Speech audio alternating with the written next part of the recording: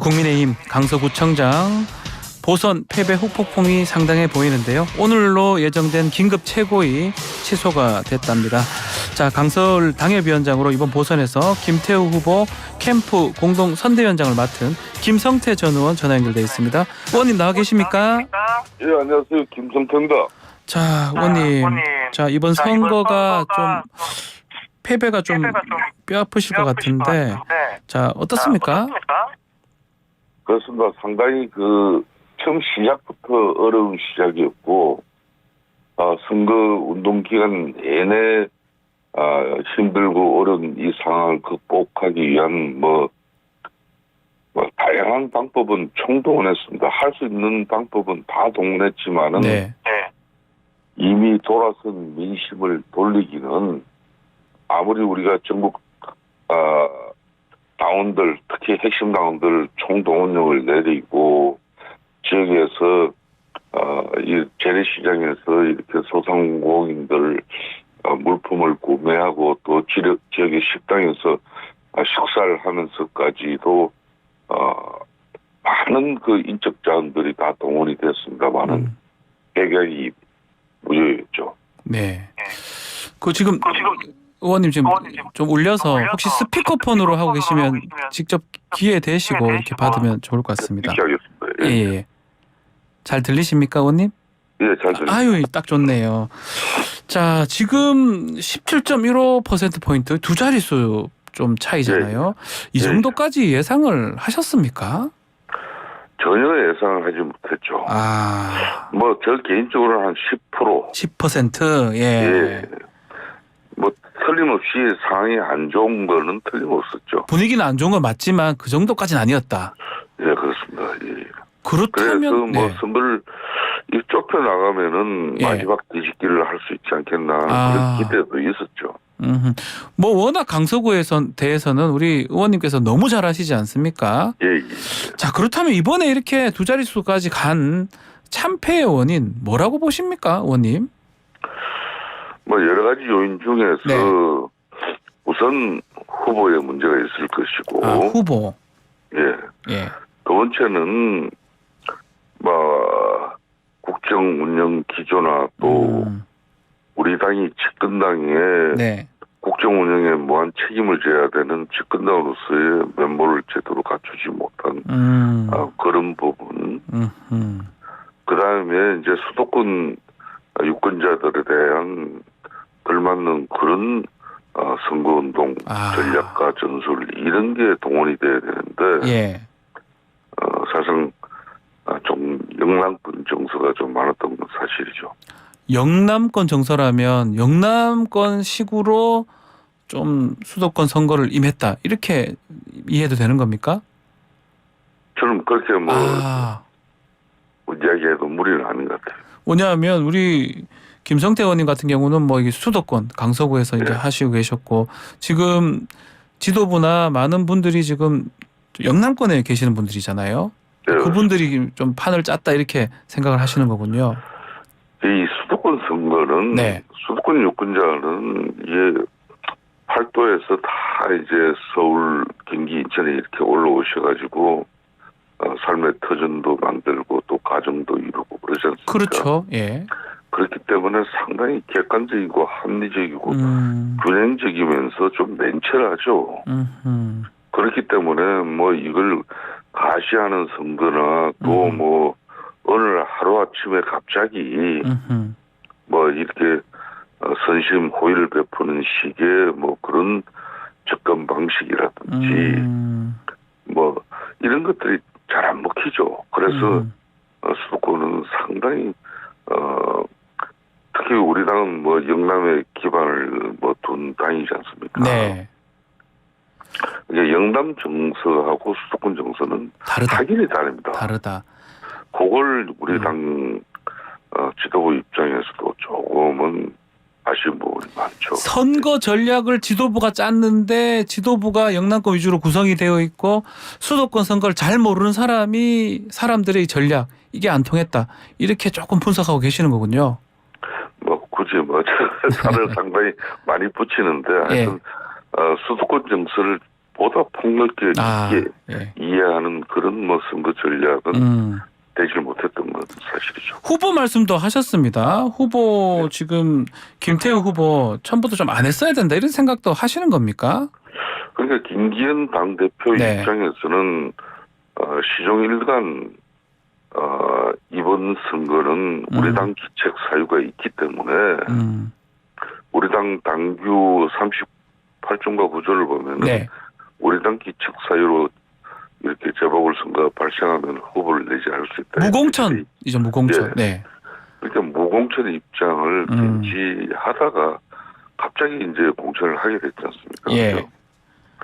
그래서 이제 그런 과정이 이제 언론인들부터 또 지역의 유권자들 뭐 전국적으로 국민들한테도 우리가 좀 명분을 잃은 것 같아요. 예. 자, 그러다 보니까 뭐 유승민 전 의원은 그런 얘기도 하더라고요. 이거 대통령 책임 있는 거 아니냐. 이제 사면도 했기 때문에 직격탄을 날렸던데 이건 어떻게 생각하십니까? 아니요, 그 부분은 저는 좀 개를 달리하는데 예. 뭐 대통령은 헌법상의 자신의 고유 권한을 가지고 예. 뭐 공익 제보자가 재판에서 억울하게 뭐 법정 판단이 이루어졌기 때문에 한마디로 공익 제보자를 지킨다는 차원에서 사면 복권을 하신 거고 예. 그렇게 할 수 있어요. 그렇지만은 그걸 이제 당 대표는 사면 복권과 이 공천을 하는 당의 입장은 네. 뭐 그건 다르다. 예. 분명히 그랬거든요. 그래서 이제 무공천 입장을 쭉 견지를 했어요. 그러다 어느 날 갑자기 이제 공천을 하게 됐는데 그럼 공천을 하더라도 네, 뭐 직전에 뭐 사면 복권을 받은 그 당사자로 이렇게 할 수 없는 상황이었느냐. 그렇게 해서 이제 그런 걸 이제 고민할 때 제가 처음으로 예. 여기에 당에서 전략 공천으로 이루어지면 안 된다. 처음에 언론 보도가 윤심 등의 의원 김태우 뭐 전략 공천 뭐 이렇게 이야기 기사가 막 쏟아내올 때 공정한 경선을 통해서 후보를 선택해야 된다. 그렇죠. 상대적으로 민주당은 13명의 지역 일꾼이 있었음에도 불구하고 이재명 대표가 전략 공천했죠. 중에 예. 경찰청 차장 출신 진교훈 후보를 완전한 전략 공천한 거 아닙니까? 그럼 그럴수록 우리는 3명의 후보가 지금 있기 때문에 네. 당에서는 공정한 경선을 통해서 후보를 선출하면은 그렇게 해서 우리가 결집이 이루어지면은 우리도 해볼 만하다. 이렇게 제가 이제 방송을 통해서 맨 처음 네, 맞습니다. 했죠. 경선 얘기 계속 주장하셨습니다. 예. 예, 그래서 이제 그걸 당에서 수용해서 경선을 하고 그 경선 결과가 이제 또 김태우 후보가 이긴 거죠. 네. 근데 경선이 마쳐지고 났지만은 실질적으로 김진선 후보라는 사람은 네. 우리 지역이 충청 도민들이 많이 삽니다. 충청인들이. 예. 충청인들과 호남인들이 상당히 그 비율이 높은데 예. 충청 향후에서 적극적으로 지원과 지지를 받았던 후보거든요. 네. 근데 뭐 선거가 끝날 때까지 유세차 한 번 뭐 또 후보와 같이 유세 한 번 이루어지지 못한 그런 김진선 씨가 나오지 않았군요, 끝까지. 예. 아하. 혹시 김진선 후보가 나왔으면 좀 상황이 좀 결과가 달라질 수도 있었을까요? 아무래도 뭐 전체적으로 예. 우리가 전통적인 우리 지지층을 결집시키고 네. 또 좀 파이팅하는 그런 분위기를 좀 확산시켜 나갈 수 있었죠. 자, 지금 얘기 들어보면 이제 강서에 대해서는 우리 의원님 참 너무 잘 알고 계시는데 또 총선에 좀 강서로 아마 출마를 네. 하실 것 같은데 지금 이 지도부 이런 상황에서 이 총선 치르는 거 뭐 개인적으로 어떻게 보십니까? 그 지역구 이제 보면. 하여튼 뭐 이번 선거 결과는 네. 뭐 야권의 주장대로 예.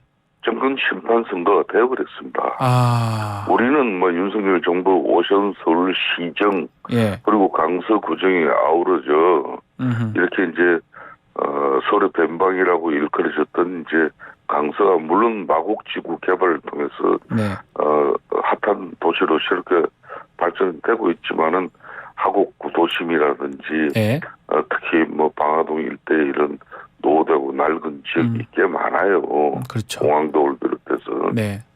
뭐 이런 지역을 개발하고 또 고도 제한 완화라는 이런 지역 주민들의 어떤 경제적 이익이 고도 제한으로 오랫동안 묻혀 있는 이런 부분을 풀어낼 수 있는 그런 힘 있는 후보를 선택해 달라 그랬는데 네. 뭐 그 힘보다는 정부와 또 서울시와 협업을 통해서 우리가 지역을 발전시킬 수 있는 그런 후보를 선택해달라 그랬는데 그 의구사부터도 안 맞잖아요. 말이 안 맞다 이 말이죠. 그거는 옛날에 뭐 주로 지방권에서 그런 이야기를 많이 쓰죠. 예. 네. 수도권에서는 이게 뭐 특별한 뭐 지역의 경계가 있는 것도 아니고 예. 그래서 뭐 힘 있는 후보를 하는데 이런 게 좀 어울리지 않죠. 뭐가 맞지 않다. 그러면 앞으로 이제 총선 이제 치러야 되는데 지금 말씀대로라면 영남의 어떤 총선이나 선거 치르는 방식 또 수도권의 방식 조금 다르다고 말씀하셨던 것 같은데 이번 선거로 좀 예방 주사를 맞았다고 볼 수 있는 겁니까? 그러면 아주 독한 예방 주사를 예. 전국의 우리 대한민국의 국민들을 대신해서 강서 국민들이 우리 당에게 선약을 지어주신 거죠. 네. 이 선약은 분명히 몸에 좋은 보약이 되어야 되는 겁니다. 네. 저는 보약으로 생각하고 있습니다. 보약으로 생각을 하고 있다. 근데 이런 선약을 받아들고 우리가 예. 이제 몸을 건강하게 만들고 또 정신도 맑게 하고 그렇게 해서 또 생각을 잘 가다듬고 우리가 하고 있는 일을 미래지향적으로 발전적으로 이렇게 나 자신이 일신되고 변화에 핵심되는 그런 조직이 돼야 되는데 이런 선약 좋은 약을 우리가 받아들고 아무런 변화를 시도하고 추구하지 못하면은 내년 4월 총선에는 우리가 독약을 받을 수밖에 없어요. 독약을 받을 수도 있다. 네, 그렇기 때문에 정신 바짝 차려야 됩니다. 이거 마지막 기회를 준 거예요. 저는 이거는 하늘이 내려준 기회라고 보는데 이 기회를 우리가 대충 소홀히 해가지고 넘겨버리면은 정말 국민들께 할 말 없고 네? 그리고 우리가 내년에 독약을 이렇게 마셔도 우리는 뭐 정말 어느 누구에게 억울하다 소리도 못할 거예요. 왜 그런가 하면은 지금 168석의 제1야당 입법 권력이 우리가 독단과 전행에 의해서 윤석열 정부가 작년 5월 출범했지만은 제대로 된 국정 운영 하나 펼쳐나가지 못하고 있다. 그렇죠. 예. 그렇기 때문에 안정 의석을 달라. 윤석열 정부가 일할 수 있게 좀 우리를 도와달라. 이제 그럴 수밖에 없는 건데. 우리가 그렇게 국민들에게 안정 의석을 우리가 얻기 위해서는 우리가 집권당의 역량과 능력 그리고 비전 그리고 우리가 소통된 정치로서 협치를 이끌어내고 정치가 복원돼 줘야만이 그게 가능하다. 그런 게 가능한 거죠. 그렇다면 그런 차원에서 뭐 윤상현 의원 같은 분도 수도권 좀 위기론 계속 얘기했던 분 아니겠습니까? 윤상현 저는 상당 부분 공감합니다. 공감하시. 그럼 그나마 유일하게 수도권의 현역 의원들이 서울, 경기, 인천 통틀어도 몇 명 없잖아요. 121석의 국회의원 중에 수도권 의원이라 해봤자 16명밖에 없어요. 이게 얼마나 암담한 결과입니까? 그러니까 지금 우리가 얼마나 처절한 진정성으로 정말 치열하게 국민들의 눈높이에 맞추고 뭘 우리가 잘못하고 있는지 뭘 어떻게 우리가 정말 분모를 쇄신해서 이렇게 달라진 모습으로 국민에게 다가갈 것인지 이걸 밤을 새우더라도 토론하고 그 결과를 만들어내서 그걸 실천해야 돼요.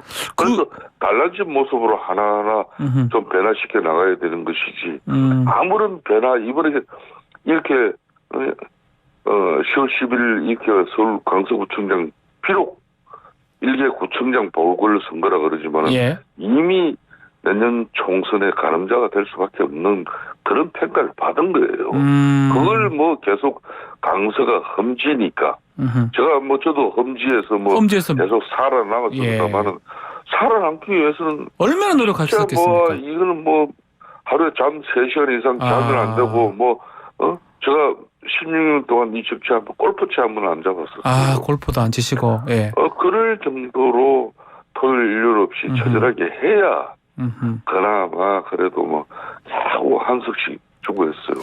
이기는 것도 0.7% 차이로 이길 때도 있고 근소하지만은 그래도 기회가 있는 거예요. 기회를 주는 거예요. 그 기회에 이준석 전 대표 정도도 품어줘야 된다. 윤상현 의원은 얘기를 하더라고요. 그 부분은 의원님은 어떻게 보십니까? 그러니까 이제 작년 윤석열 정부를 우리가 출범시키고 또 당정 체제를 갖추는 과정 속에서 블랙파움이나 또 이렇게 손발이 맞지 않아서 좀 우여곡절과 또 일시적이나 혼란을 겪은 것이 있지 않습니까? 그런 내용을 반면교사 삼아서 이제 당정 관계가 정말 실력 있고 능력 있고 또 각자 역할이 분담된 가운데 당은 당이고 정부는 정부예요. 용산은 용산이고. 근데 우리 국민들이 볼 때는 지금 우리 국민의힘 당이 이게 국민의힘 당인지 안 그러면은 정부 용산의 당인지 이렇게 구분이 안 되면은 이거 안 되는 거죠. 그런 부분은 문제점이 좀 많다고 이렇게 생각하시는군요. 저는 그런 가령 예를 들어서 하는 이야기지만 그러니까 내년 이제 총선 불과 6개월 안 남았어요. 벌써 5개월 며칠 채로 이렇게 차크차크 가잖아요. 시간은. 계속 가고 있습니다. 그러면 분명히 내년 4월 총선은 당이 치르는 거지 용산 정부가 치르는 선거가 아니에요. 그러면 당이 판단해서 이준석 전 대표도 품어도 되는 겁니까? 그러니까 당이 내년 총선을 치르기 위해서는 그동안 당내 다양한 목소리 중에서 좀 심하고 좀 우리가 납득이 안 가고 특히 영남권 정서에서도 어떻게 저런 이야기를 할 수 있나 그런 사람들이 분명히 있어요. 근데 그런 분들도 이제 그래도 우리 보수 정당인 국민의힘을 떠나지 않고 있지 않습니까? 떠나지 않고 있다면은 자신이 언젠가는 돌아오겠다는 거거든요.